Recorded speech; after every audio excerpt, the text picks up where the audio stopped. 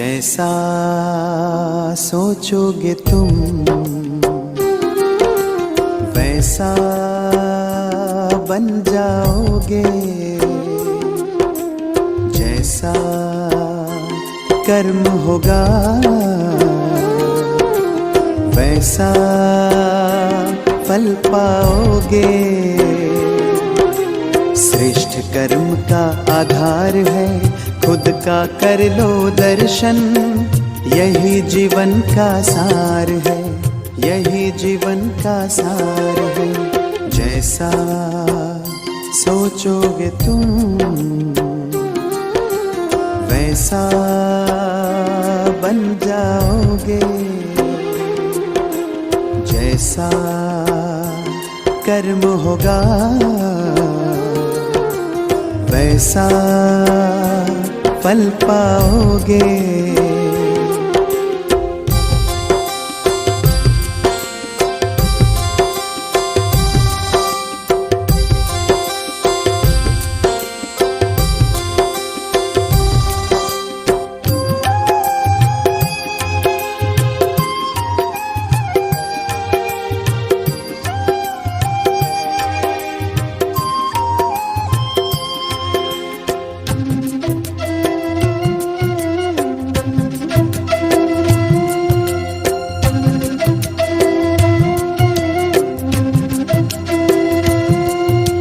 मन में हो शुभ संकल्प तो जीवन में फिर दुख कैसा, जब अंतर में शुभ भावना तो दिल में सुख सावन जैसा।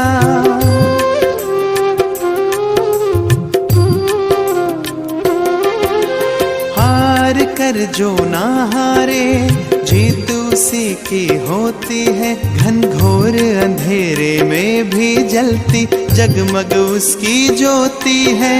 जैसा देखोगे तुम वैसा बन जाओगे, जैसा चाहोगे तुम वैसा बन जाओगे।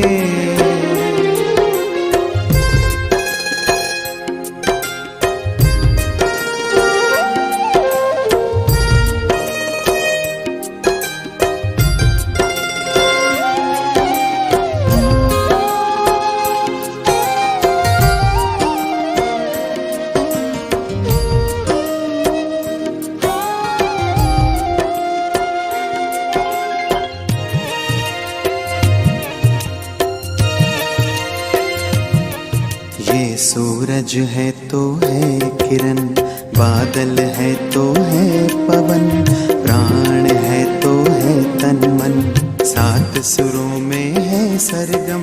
जो धरती है तो है सागर, जल थल है तो है जीवन, जीवन है तो है भगवन। भगवान के संग समय सफल, जैसा कर्म करोगे वैसा पाओगे फल। जैसा सोचोगे तुम वैसा बन जाओगे, जैसा कर्म होगा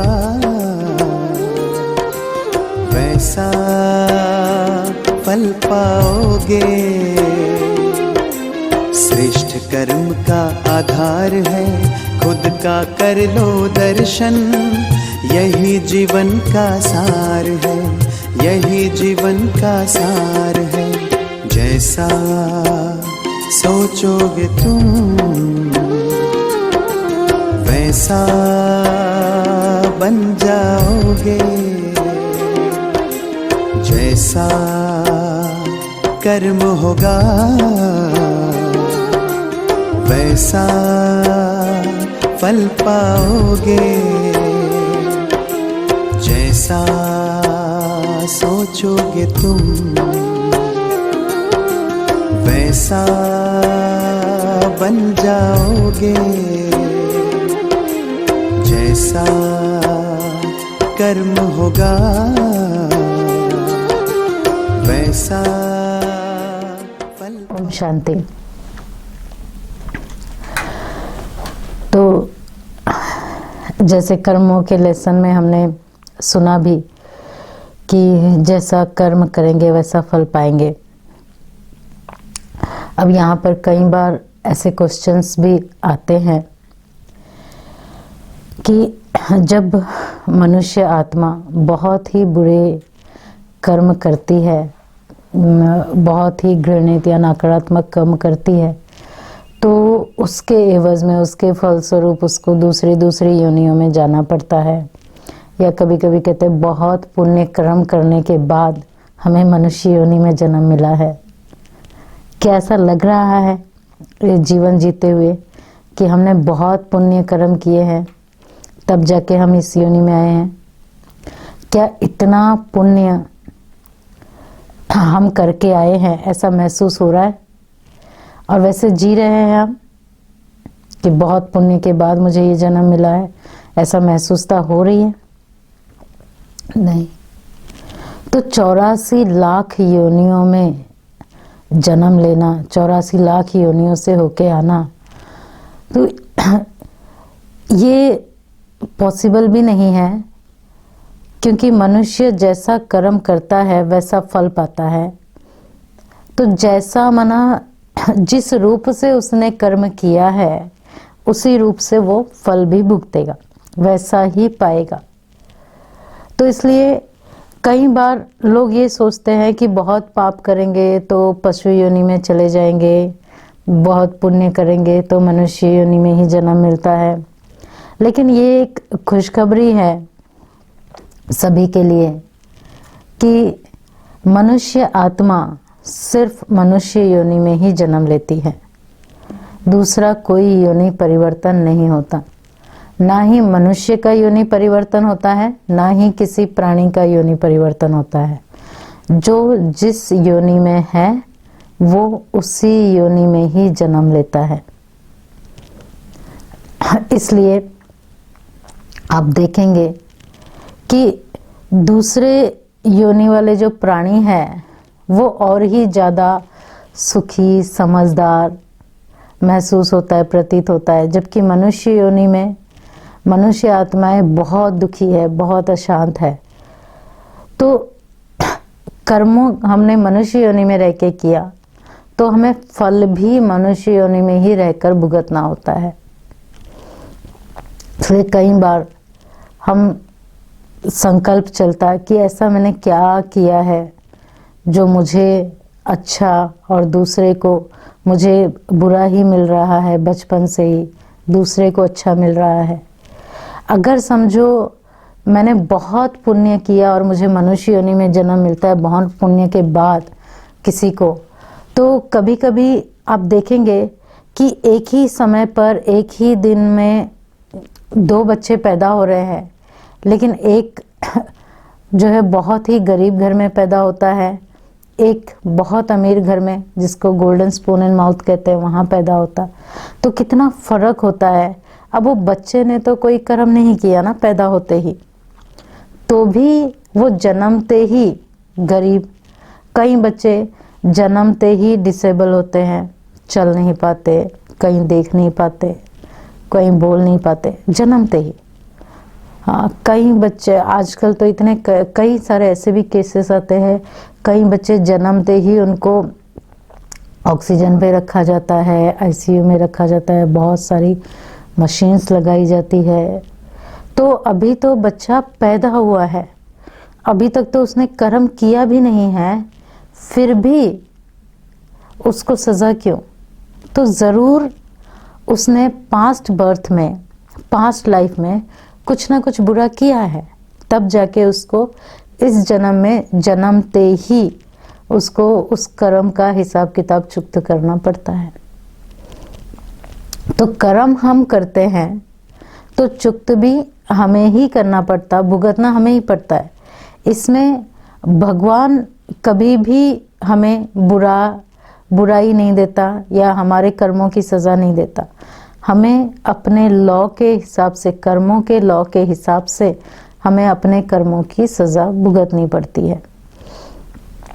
एक बार की बात है, दो दोस्त होते हैं, एक ही साथ पैदा होते हैं, बड़े होते हैं, एक ही गांव के होते हैं और बहुत अच्छी घनिष्ठ मित्रता होती है। जैसे जैसे बड़े होते जाते हैं, एक दोस्त काफ़ी रिच, अमीर बन जाता है बिजनेस करते हुए और वो बहुत बुराई का रास्ता अपनाते हुए अमीर बनता। लेकिन जो दूसरा दोस्त होता है, उसका दूसरा मित्र होता है, वो वैसा ही गरीब का गरीब ही रह जाता है और वो बुराई का रास्ता बिल्कुल नहीं अपनाता, यानी झूठ बोलना या किसी को लूटना, गरीबों को किसी को लूटने जैसा कारोबार नहीं करता और ये भक्ति भाव, दान वाला नेचर होता उसका। तो हमेशा वो भगवान को कहता कि मैंने तो बचपन से कभी बुरा नहीं किया, साथ साथ मैं हमेशा आपकी भक्ति, आराधना, पूजा पाठ में रहा, लेकिन मेरा मित्र जो है वो ना आपको मानता है, ना भक्ति भावना ये सब करता है, पूजा पाठ कुछ नहीं करता और ही दूसरों का नुकसान करता है, गलत तरीके से धन कमा रहा है, फिर भी उसको हमेशा उसकी उन्नति ही हो रही है, परंतु मुझे कुछ नहीं मिल रहा है। तो हमेशा वो इस बात से दुखी रहता, भगवान से कंप्लेन करता रहता। एक बार की बात है, दोनों दोस्त शहर जा रहे होते हैं। तो जब वो जा रहे होते हैं, रास्ते में एक छोटा सा जंगली एरिया का या पेड़ पौधों वाले एरिया से गुजरना पड़ता है। तो उसका मित्र आगे होता है, थोड़ा आगे चला गया होता है। तो क्या होता है, ये जो पीछे जो गरीब मित्र है उसको अचानक से उसके पाँव में कांटे लग जाते हैं, 3-4, और कांटे लग जाते हैं। वो आवाज़ नहीं दे पाता, वो वहीं बैठ जाता और कांटे निकालना शुरू करता और उसका मित्र थोड़ा आगे चला जाता है। तो जैसे ही वो वहाँ बैठ जाता और कांटे निकालना, क्योंकि बहुत अंदर तक कांटा चुभ गया है, कांटे निकालता है, खून साफ करता है, फिर थोड़ा लंगड़ा लंगड़ा के चलता है। और जब वो अपने पहले मित्र को मिलता है, वो कहता है, अरे तुम कहाँ चले गए थे, कहाँ अटक गए थे, मैं ढूंढ रहा था। तो वो कहता है कि क्या बताऊं, मेरे पाँव में तो कांटा लग गया, बहुत अंदर तक चला गया था, निकालना मुश्किल था, इसलिए थोड़ा समय लग गया। तो पहला वाला मित्र कहता है, देखो मैं भी आगे आ गया, पता नहीं चला आप कहाँ पीछे रुक गए। तो मैं तो बातें करते करते आ गया, मुझे लगा आप मेरे साथ हो, और अचानक से मुझे ठोकर लगी पत्थर की, मैं गिरा, तो मुझे ये एक सोने का सिक्का मिला। अब ये जो मित्र होता है बड़ा दुखी हो जाता है। जब ये रात को भगवान को आरती करता, उसके बाद आरती के बाद वो अपनी कंप्लेन सुनाता कि मैंने पूरा जीवन जैसे कि सेवा भाव में दिया, आपको समर्पित किया, जो है वो है सोच के, लेकिन आज जब हम एक ही रास्ते पर थे, मुझे भी कांटा लगा, उसे भी ठोकर लगा, लेकिन उसे सिक्का मिलता है सोने का और मुझे कांटा मिलता है। इतने भी मेरे क्या पाप कर्म है? क्या आपकी भक्ति भाव पूजा से ये कट नहीं सकता, कम नहीं हो सकता? तो कंप्लेन करके बड़ा दुखी होके सो जाता। जब वो सो जाता है, रात को उसको सपने में भगवान आते हैं और कहते हैं, देखो तुम्हारे जो पूर्व जन्म के कर्म है, जिसके फल स्वरूप तुम दोनों को मिल रहा है। पिछले जन्म में, पास्ट बर्थ में, आप दोनों मित्र तो थे, लेकिन आपका जो मित्र था वो बहुत श्रद्धावान, भक्ति भाव का था और दान पुण्य भी करता था, और आप जो है भक्ति दान पुण्य में इतना भरोसा नहीं करते थे, और आपने जो भी कमाया अपने स्वार्थ के हिसाब से यूज़ किया, स्वार्थ के हिसाब से ही सारा कर्म किया, जिसके फल स्वरूप आपको इस जन्म में गरीबी का जीवन मिला, क्योंकि आपको जो कुछ भी मिला था उसका सारा स्वार्थ के ऊपर ही यूज़ किया, दूसरे के या परमार्थ के कल्याण अर्थ नहीं यूज़ किया, इसलिए आपको कुछ मिला ही नहीं, क्योंकि उस बर्थ में जो कमाया वो खाया, ख़त्म किया। तो इसलिए ये जन्म, लेकिन आप इतना भक्ति भाव, सच्चाई, सफाई, दान पुण्य, दुआएं जमा किया था, जिसके फलस्वरूप आपको आज जो कांटे लगे वो भी आपको आपके इस जीवन के अच्छाई की वजह से। तो उन्होंने कहा कि ऐसा क्या हो गया?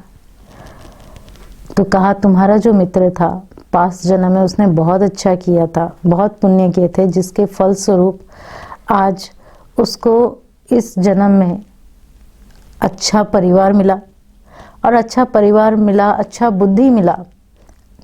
तो परिवार के साथ साथ बुद्धि भी अच्छी मिली, परंतु उसने उस बुद्धि का दुरुपयोग किया और उसने धन और स्वार्थ कमाने के भाव से सारे गलत काम करता गया, जिसके वजह से उसका जो पुण्य था, पुण्य की वजह से जो मिला था वो सिर्फ वो खा रहा था और पाप जमा करता जा रहा था, बद्दुआएं जमा करता जा रहा था।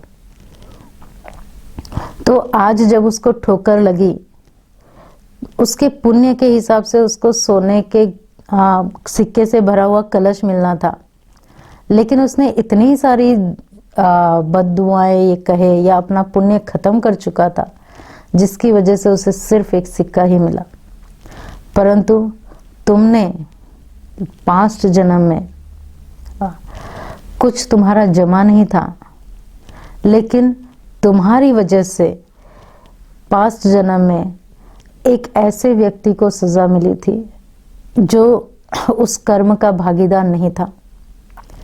लेकिन इस जन्म में आपके पुण्य कर्म के वजह से और आपके भक्ति भाव के संस्कार की वजह से और अच्छाई की वजह से जब आपको कांटा लगा तो वो कांटा निकालने में आप बिजी हो गए, और उस समय जो घटना घट रही थी, उस समय उसी जंगल से एक चोर भाग रहा था, और वो चोर चोरी करके भाग रहा था, सिपाही भाग रहे थे।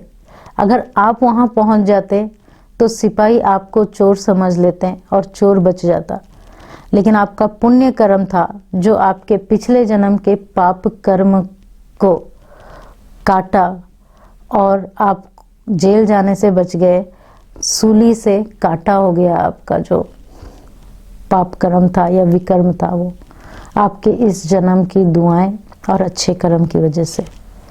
तब जाके उसको रियलाइज होता है, और फिर दूसरे दिन से वो कंप्लेन करना बंद करता है और अच्छा ही और दुआएं ही जमा करना शुरू करता।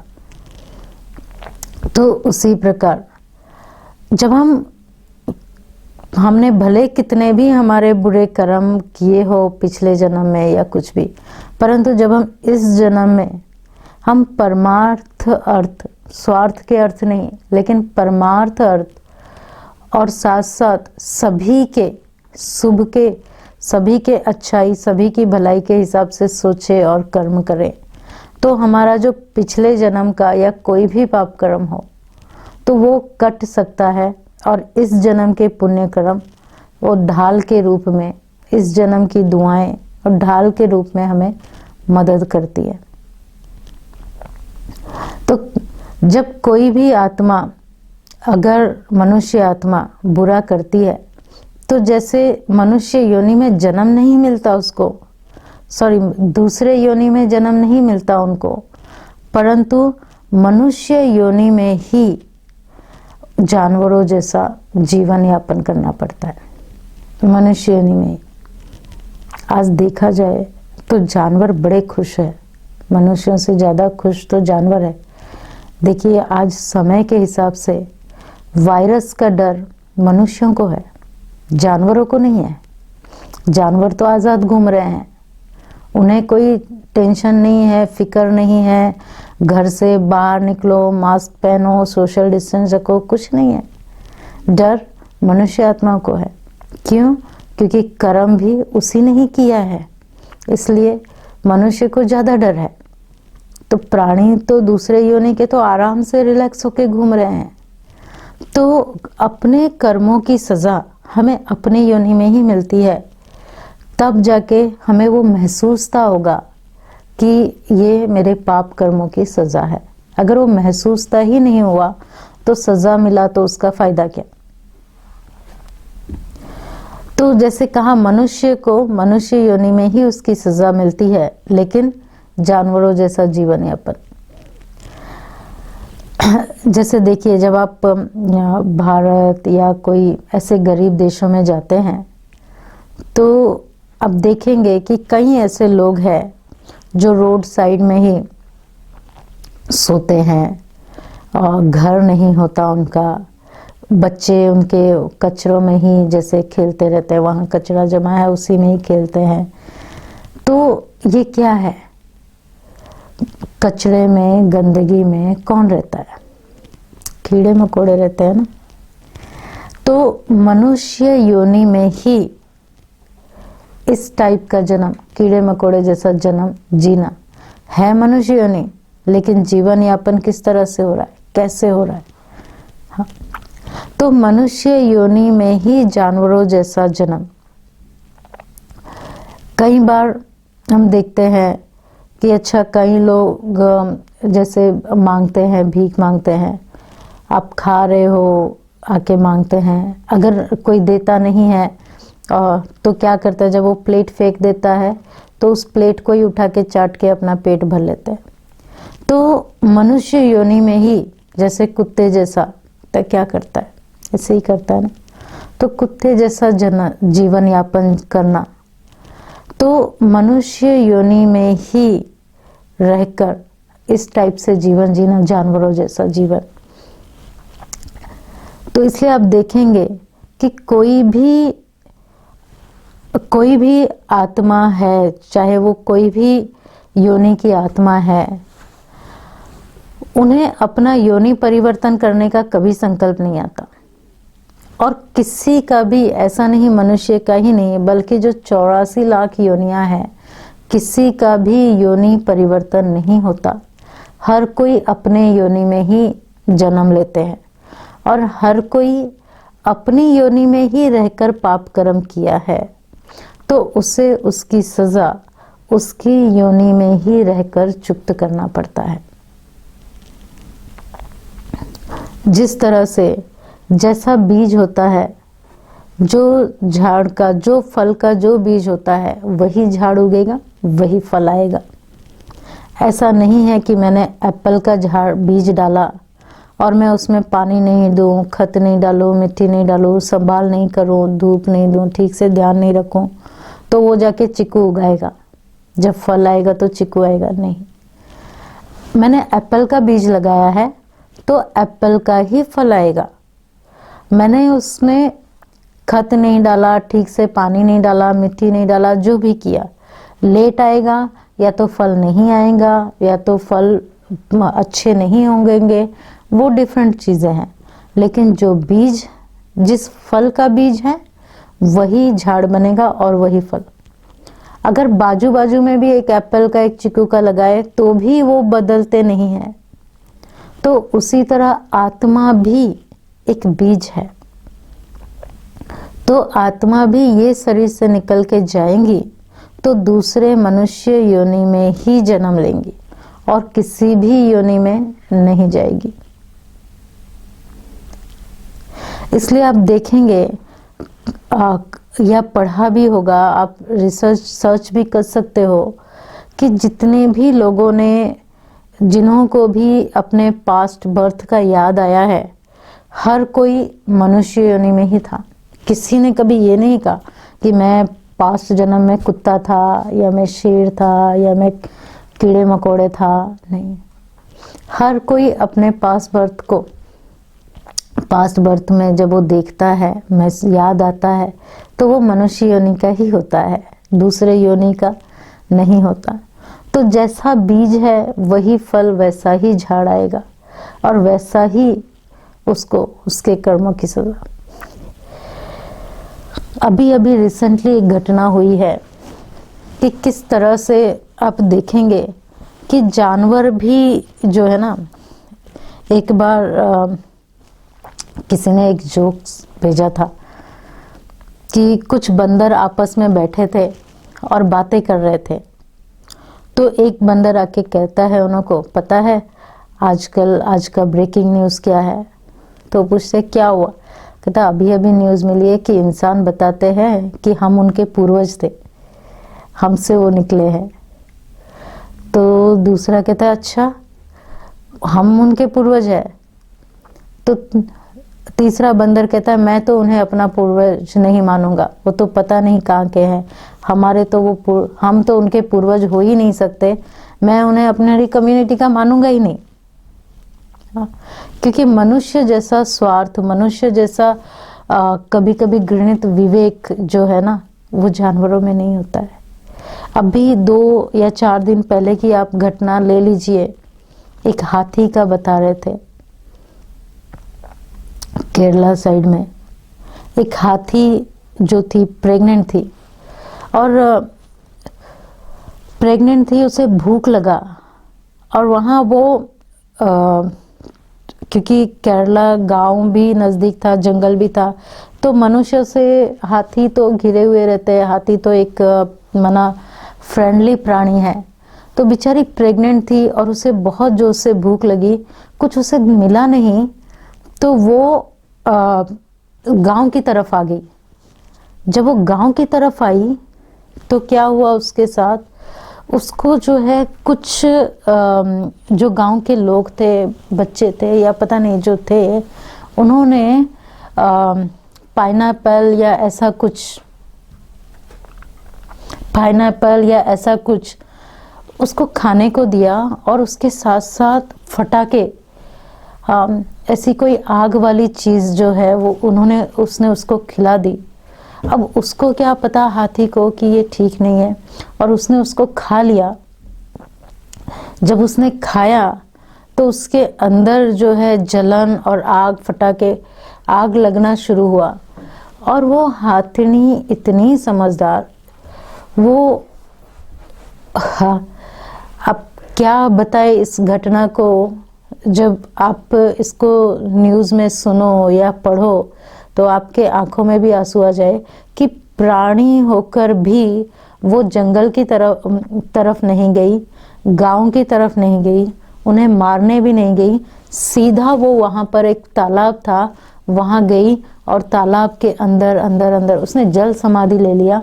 वो बाहर भी नहीं आ रही थी, क्योंकि अगर वो बाहर आती तो आधा गांव को नुकसान भी पहुंचता।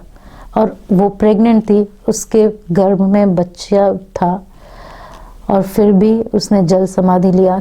बहुत कोशिश किया जो फॉरेस्ट के लोग थे और उस गांव के लोग, दूसरे हाथियों को भी लेके आए ताकि वो निकले, बचा सके।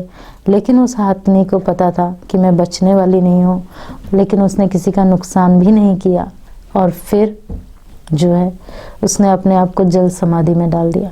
तो कहने का भाव, अगर मेरे साथ कोई ऐसा करे, हम मनुष्य आत्मा के साथ कोई ऐसा करे, तो हम उसके साथ किस टाइप का व्यवहार करेंगे?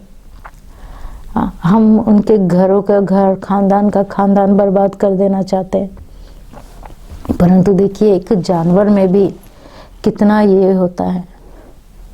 और कई बार हम आजकल तो सोशल मीडिया इतना एक्टिव है कि आप देखोगे, मैं कभी कभी ऐसे वीडियोस भी देखने को मिलते हैं कि किस तरह से जानवर जब रोड क्रॉस करते हैं तो वो भी सिग्नल्स फॉलो करते हैं। जब ग्रीन सिग्नल होता तभी जाते हैं, जब नहीं होता तब स्टॉप हो जाते हैं। तो कितना उनके अंदर वो चीज़ें हैं मेंटेन करने का। और मनुष्य को देखिए, हम सभी जानते हैं क्या करते हैं।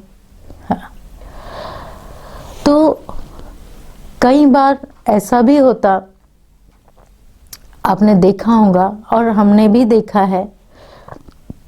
एक बार एक कुत्ता रोड क्रॉस कर रहा था और एक गाड़ी की टक्कर हो जाती है उसके साथ। जैसे ही गाड़ी की टक्कर हो जाती है कुत्ते के साथ, कुत्ता गिर जाता, और कुत्ता गिर जाता तो दूसरा कुत्ता जो साइड में खड़ा है, जैसे ही वो देखता वो आके उसको लेके जाता है खींच खींच के गाड़ियां चल रही है, कोई भी लोग रुक नहीं रही है, जो भी गाड़ी वाला है वो रुक नहीं रहा है, परंतु कुत्ता जो है संभाल संभाल के अपने दोस्त को किनारे लेके जाता है, उसके पास बैठा रहता है, उसको चाटता है, देखता है, वो जिंदा है तो उसको चाटता है, वहीं पर वो बैठा रहता है जब तक उसको होश नहीं आता।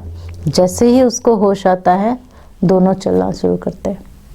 और ऐसे आपने कई घटनाएं हमने पढ़ी देखी है। जब किसी मनुष्य के बच्चे का ऐसे एक्सीडेंट हो जाता है ना, तो तभी भी कोई इंसान मदद नहीं करता, वो मनुष्य का बच्चा मर जाता हॉस्पिटल जाने तक। क्यों? क्योंकि कोई उसको हॉस्पिटल लेके जाने को भी तैयार नहीं है। हाँ, कौन फंसेगा झमेले में, कौन टाइम वेस्ट करेगा, हमारा थोड़ी है, हमारा कुछ थोड़ी लगता। तो ये क्या चीज़ है? ये तो हम कह ही नहीं सकते कि अगर मनुष्य आत्मा कोई बुरा करे या विकर्म करे या पाप करे तो जानवर योनि में जाए, बल्कि मनुष्य आत्माएं तो इतना उनसे भी नीचे गिर गए हैं। आज लोग क्या कहते हैं कि भाई जानवर पर विश्वास कर सकते हैं लेकिन इंसान पर नहीं। इसलिए लोग कहते हैं कुत्ता पाल लो, इंसान पालने से अच्छा है, ज़्यादा ध्यान रखते हैं। तो इतना मनुष्य के लिए, मनुष्य आत्मा के लिए कहा जाता है। तो जब पास्ट लाइफ के बारे में ऐसे कई लोग होंगे है जो पास्ट लाइफ में अपना जाते हैं, देख के आते हैं, क्योंकि कई बीमारियां भी पास्ट लाइफ से रिलेटेड होती है और फिर वहाँ जाके देख के आते हैं तब ठीक हो जाते हैं। तो एक बार ऐसे ही एक बहन थी जिन्होंने पास्ट लाइफ के ऊपर काफ़ी रिसर्च किया है, मुझे नाम नहीं याद है, लेकिन आप ये रिसर्च ढूंढो तो आपको अभी भी मिल जाएगा। बहुत अच्छा उन्होंने एक स्लाइड शो के रूप, सारे स्लाइड शो दिखाए थे और उनका टॉक में उन्होंने ये एक्सप्लेन किया था कि जब वो एक भाई को पास्ट लाइफ में लेके गए और उन्होंने उससे पूछा था कि अच्छा जब आप पास्ट लाइफ में मर गए फिर क्या देखा नियर, तो उसने कहा कि फिर हमने देखा कि एक टनल से गुजरकर एक लाइट दिखाई दिया उनको बहुत ही, और जैसे कि वो उस लाइट में शावर कर रहा था ऐसे उसे महसूस हुआ। और वो लाइट एक एंजेलिक फॉर्म जैसा था और वो भगवान था। तो उसको पूछा गया कि तुम्हें ये कैसे पता कि वो भगवान है, तुम कैसे कह सकते हो कि वो लाइट भगवान है? तो कहा क्योंकि जो फीलिंग हो रही थी प्यार की, अपनेपन की, और जैसे कि बहुत ही कोई अपना हो, अपना केयर कर रहा हो, उस प्यार के अंदर निस्वार्थता, रहम दिल और केयर, जैसे हमारा केयर कर रहा हो, इस टाइप की भी भावनाएं उसके साथ थी। तो ये भगवान के अलावा कोई कर नहीं सकता। और फिर अपने आप, फिर अपने कर्मों का जैसे कि सामने साक्षात्कार होता है। तो अगर समझो किसी ने पाप कर्म किया, चोरी किया, और उसको उसके चोरी की सजा के रूप में योनि परिवर्तन कर दे, बिल्ली की योनि में डाल दे, तो बिल्ली को अगर किसी ने पाला नहीं तो वो तो चोरी करके ही दूध पिएगी, वो तो चोरी करके ही खाएगी, या तो चूहे को मार के खाएगी, या सांप या शेर के उसमें डाल दिया तो शेर तो मार के ही खाएगा। अब शेर कोई खाना पका के तो नहीं खाने वाला है, दाल चावल कमा के। तो उसके परिवर्तन के लिए तो रास्ता ही नहीं है। हाँ, उस और ही देखा जाए तो हिंसा हो ही जा रहा है, होते ही जा रहा है, हिंसा होते ही जा रहा है। तो जिस प्रकार हर, जैसे कहा कि जैसा करेगा वैसा पाएगा, ये भी कर्मों का लॉ है। जैसा मना, जिस रूप से मनुष्य के रूप में हमने जो कर्म किया है, हम उसी रूप में उसकी सजा भुगतेंगे। और देखा जाए, मैं तो यहाँ तक कहूँ कि और भी प्राणियों को अगर योनि परिवर्तन होता है ना, तो मनुष्य योनि में डाल दे, सजा अच्छे से महसूस होती है। देखो कितनी सारी बीमारियां मनुष्य योनि में है, जानवरों में इतनी बीमारियां नहीं है। मन की कितनी डेंजर बीमारियां, इतना दुखी, इतना फीलिंग में आ जाते हैं। जैसे समझो एक कुत्ते को आप 100 लोगों के सामने भी डांट दो, मार दो या इंसल्ट कर दो तो उसको कुछ फील नहीं होगा, परंतु अगर एक मनुष्य के साथ आप ऐसा बिहेव करो तो उसको फील होगा, क्योंकि उसके पास विवेक शक्ति है, फीलिंग पावर है। तो वो उसको महसूस होता है कि ये मेरे कर्मों का सजा है। दुख होता है तो महसूस होता है मेरे कर्मों की सजा है। तो जाने अनजाने में भी किए हुए कर्म की हमें वो सजा मिलती ही है। कोई भी कर्म अगर मैंने अनजाने से भी कर लिया है गलत, तो भी मुझे उसकी सजा को भुगतना ही पड़ेगा। जिसके मिसाल के रूप में हम देखते हैं राजा दशरथ। राजा दशरथ ने अचानक से जाने अनजाने में तीर चलाया, शब्द भेदी बाण चलाए। शब्द भेदी बाण, शब्द सुनकर उन्होंने तीर चलाया।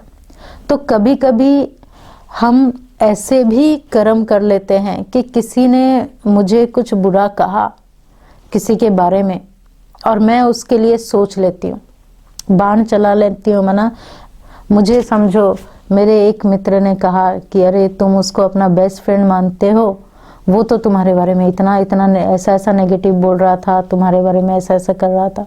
अब मैंने सुना, लेकिन मैंने वो चीज़ कभी मेरे मित्र से महसूस नहीं किया, लेकिन सुनकर मैंने उसके लिए नेगेटिव सोच लिया और उसके लिए और भी नेगेटिव वर्णन कर लिया।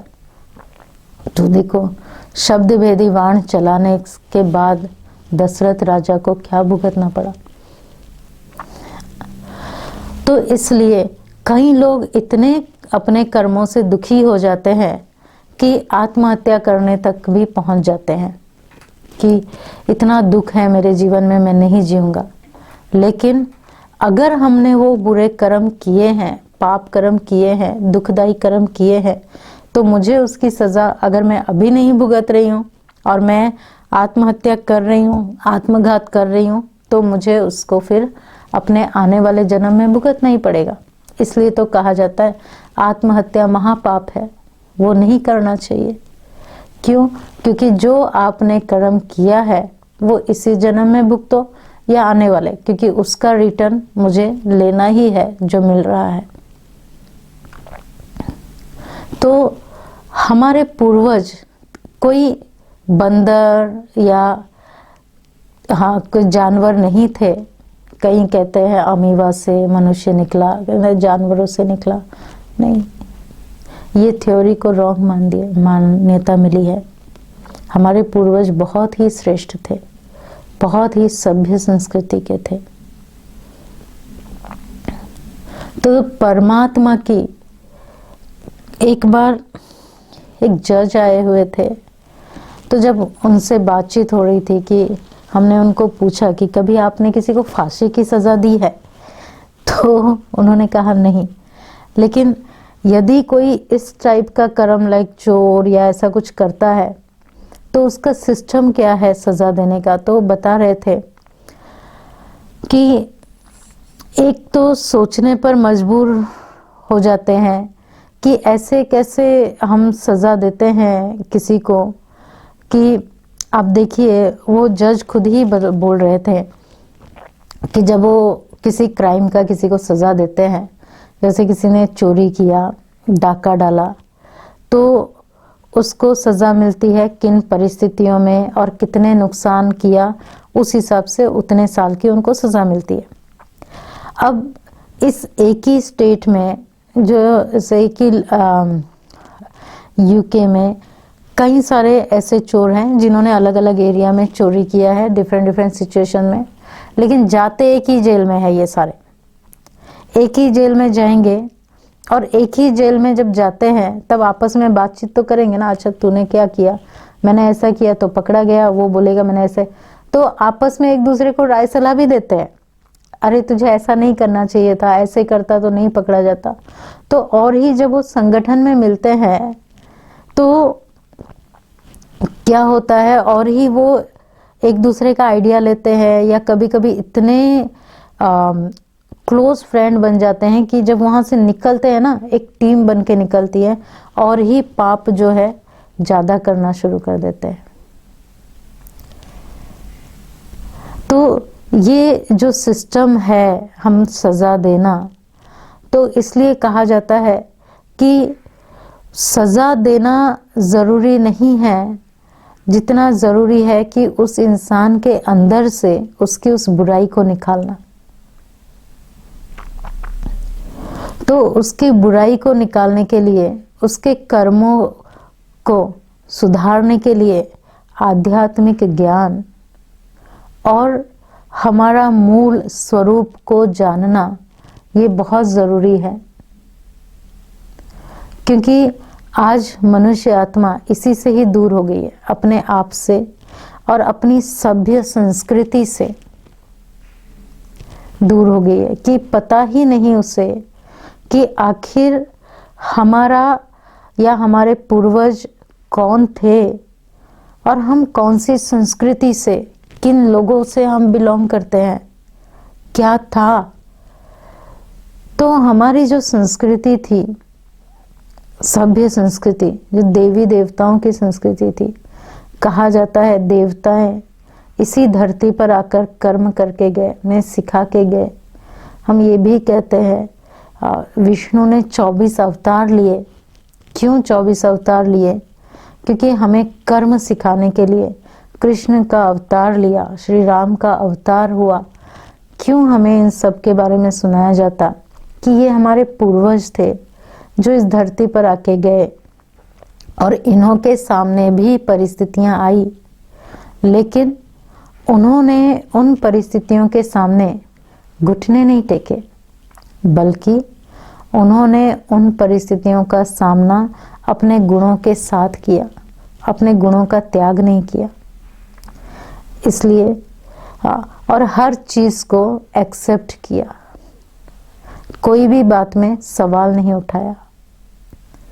तो परमात्मा का जो गणित है कर्मों का, या जो कर्मों का लॉ है, समझो आपके कर्मों के अकाउंट में, आपके पुण्य के अकाउंट में 5% जमा है, और आपने कुछ अच्छा सोचा तो आपके पुण्य के अकाउंट में 5 और प्लस हो जाएगा। और अगर आपने अच्छा सोचने के साथ साथ वो अच्छा कर्म कर भी दिया तो उसमें 5 मल्टीप्लाई हो जाएगा। ये कर्मों का लॉ है। परंतु अगर मेरे अकाउंट में 5% जमा है और मैंने कुछ बुरा सोचा तो 5 माइनस भी हो जाएगा, और बुरा सोचने के साथ कर भी दिया तो डिवाइड हो जाएगा।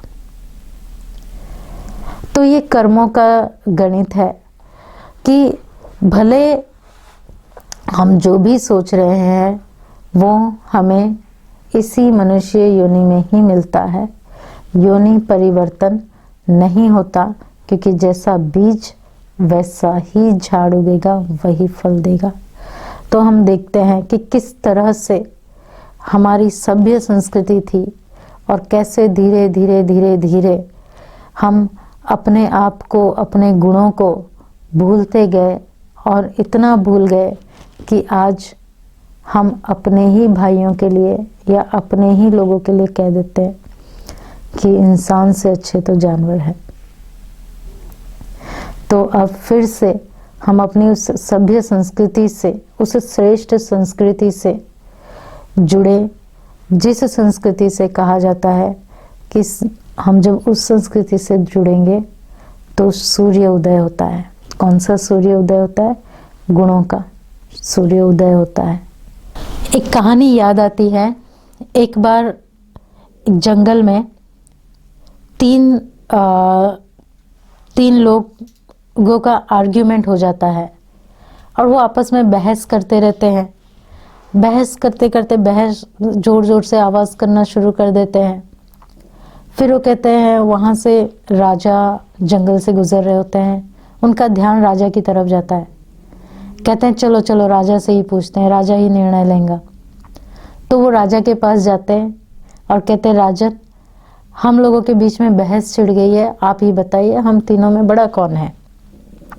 तो राजा कहता, पहले आप अपना परिचय दीजिए।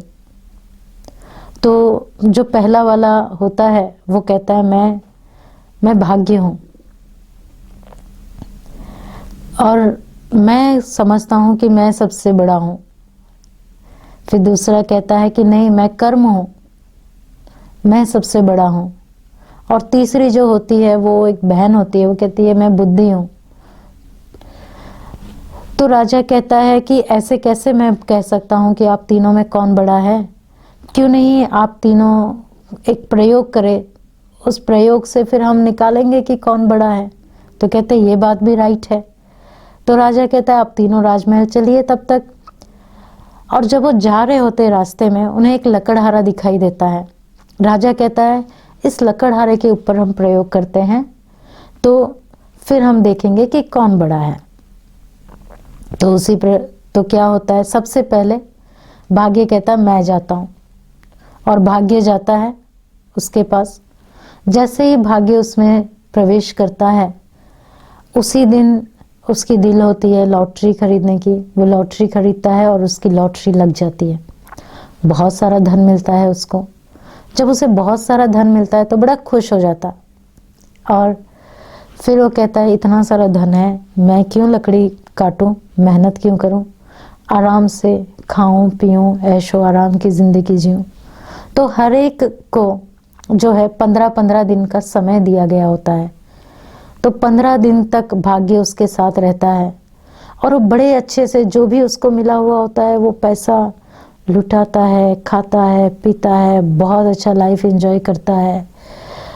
15 दिन जैसे ही पूरा होता है भाग्य उस व्यक्ति के पास से चला जाता है। जैसे ही भाग्य निकल जाता है सब कुछ खत्म। फिर 16वें दिन लकड़हारा अपना कुल्हाड़ी लेकर फिर से शुरू हो जाता है लकड़ी काटना। और जैसे ही भाग्य निकलता है वैसे ही कर्म की उसके अंदर प्रवेशता होती है। जैसे ही कर्म प्रवेश करता है और बहुत ज़्यादा मेहनत करता है, जितना लकड़ी वो रोज काटता है उससे डबल काट देता है। लकड़ियां तो काट लिया, अब लेके कैसे जाएगा, उठा के तो जा नहीं सकता इतना सारा। तो वो क्या करता है, जितना ले सकता है एक आध लकड़ी थोड़ा एक्स्ट्रा थोड़ी मेहनत से उठाता जाता। फिर जब तक वो लकड़ियों को घर में रख के आए तब तक जब वो वापस आता है तो काफ़ी सारी लकड़ियां चोरी हो गई होती है। फिर दूसरे दिन हो जाता है, फिर से बहुत सारा काटता है, बहुत मेहनत से उठा के लेके जाता है, बेचता है, लेकिन फिर आता है तो काफ़ी सारी लकड़ियां यूज़ हो गई होती है, लोग चुरा के लेके गए होते हैं। धन तो उसको थोड़ा एक्स्ट्रा मिलता है क्योंकि वो थोड़ी बहुत मेहनत करके थोड़ा एक्स्ट्रा लकड़ियां उठा के लेके गया है तो, लेकिन इतना कुछ उसके जीवन में सुधार नहीं आता। धन बढ़ता है, थोड़ा बहुत धन बढ़ता है और फिर 15 दिन के बाद वापस जैसे का वैसा। 16वें दिन जैसे ही कर्म निकल जाता है व्यक्ति वैसा ही हो जाता है। फिर उसके अंदर बुद्धि की प्रवेशता होती है। जैसे ही बुद्धि की प्रवेशता होती है बुद्धि चलना शुरू होता है, चल शुरू करता है। और जैसे ही बुद्धि चलना शुरू करता है तो लकड़ियां वो कुछ इस तरह से काटने का काम करता है कि कम समय में ज़्यादा लकड़ी काट सके, कम मेहनत ज़्यादा फायदा हो। अब लकड़ी तो ज़्यादा काट दी उसने थोड़ी सी, अब लेके कैसे जाएगा, तो वो एक छोटा सा पाटिया जैसा बनाता है और खींच खींच के लकड़ियों को लेके जाता है। थोड़ा ज़्यादा धन भी मिलता है उस दिन उसे। फिर उसका दिमाग चलता है रात को और दूसरे दिन वो 2 कुराड़ी लेके जाता है। वो सोचता है कि एक कुराड़ी में मेरा धार करने में टाइम जाता था तो 2 कुराड़ी लेके जाता है ताकि उसका धार करने में भी समय नहीं जाए। फिर डबल लकड़ियां हो जाती है, काटता है, अब वो एक छोटा सा पाटिये जैसे बना के उसके अंदर सब कुछ रख के खींच के थोड़ा व्हील जैसा बना के लेके जाता है, उसको बेचता है, थोड़ा धन एक्स्ट्रा मिलता है, थोड़ा धन उधारी का लेता है और एक छोटी सी गाड़ी वो खरीद लेता है। अब तीसरे दिन वो लकड़ियां ज़्यादा काटता है और अपने साथ एक व्यक्ति को अपना साथ रख लेता है, थोड़ा पैसा देके उसको भी 2 कुल्हाड़ी देता है और उसको भी विधि बताता है, दोनों मिलके काटते हैं, सारी लकड़ियां लेके जाता है और 15 दिन के अंदर धीरे धीरे वो लकड़ियां नहीं काटता है, 2 जन उसके लिए लकड़ियां काट रहे होते हैं और वो अब व्यापारी बन गया होता है, लकड़ियों का बेचना शुरू कर दिया होता है। तो मेहनत कम हो गई और पैसे भी कमाना शुरू हो जाता है। फिर जब देखा जाता है कि तीनों में से कौन बड़ा, तब राजा निर्णय देता है बुद्धि। तो भले हमारा भाग्य हमने हमारे पास्ट का कैसे भी बनाया हो, इस समय हमारे कर्म कैसे भी हो, लेकिन परमात्मा जब सृष्टि पर आते हैं तो वो सबसे पहला जो हमें गिफ्ट देते हैं वो देते हैं दिव्य बुद्धि। तो उस बुद्धि से, विवेक से हमें ज्ञान मिलता है कि हमें कर्म कैसे करने चाहिए और किस हिसाब से हमारे कर्मों का लेखा जोखा बनता है, क्योंकि हमारे कर्म ही हमारे भाग्य बनाते हैं। और कर्म बनाने का, कर्म कौन बनाता है? हमारा व्यवहार हमारा कर्म बनाता है और हमारे व्यवहार डिपेंड करते हैं कि मैं क्या सोच रहा हूँ। हमारे सोच, और हमारा सोच किस पर आधारित होता है? जो मैं देखती हूँ। तो जैसी मेरी दृष्टि होती है वैसे ही मेरे विचार चलते हैं और जैसे मेरे विचार चलते हैं वैसे ही मेरा व्यवहार होता है और जैसे मेरा व्यवहार होता है वैसे मेरे कर्म बनते हैं और जैसा ही मेरा कर्म बनता है वैसा ही मेरा संस्कार बनता है और जैसा मेरा संस्कार बनता है वैसा ही मेरा भाग्य बनता है। इसलिए परमात्मा ने हमें दिव्य बुद्धि दी है देखने की, दिव्य बुद्धि दी है सोचने की, कि हम जो भी देखें, जो भी सोचे, जो भी कर्म करें, सबसे पहले हम इस तीसरे नेत्र से उसको देखें और फिर सोचने के पहले भी हम 10 बार सोचें, क्योंकि हमारे हर एक सोच भी एक एक बीज बनता और उसको हमें उसके ऊपर से चल के जाना पड़ेगा। अगर हमने कांटे वाला सोच बोया है तो उस कांटे के ऊपर से जाना पड़ेगा, अगर फूल वाला बोया है तो फूल वाला। तो इसलिए कर्म के लिए खास कहा गया गुह्य गति, जैसी मत, इसलिए कर्म के लिए ये भी कहते हैं अंतमति सो गति। तो जैसा हमारा अंत होगा वैसी ही हमारी गति होगी, क्योंकि हमारा सोच अंतमति माना हमारी बुद्धि अंत में जहाँ होंगी हमारी गति भी वहीं जाएगी।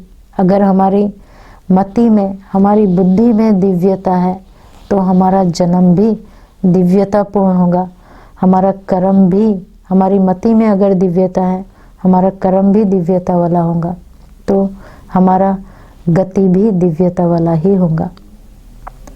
ओम शांति।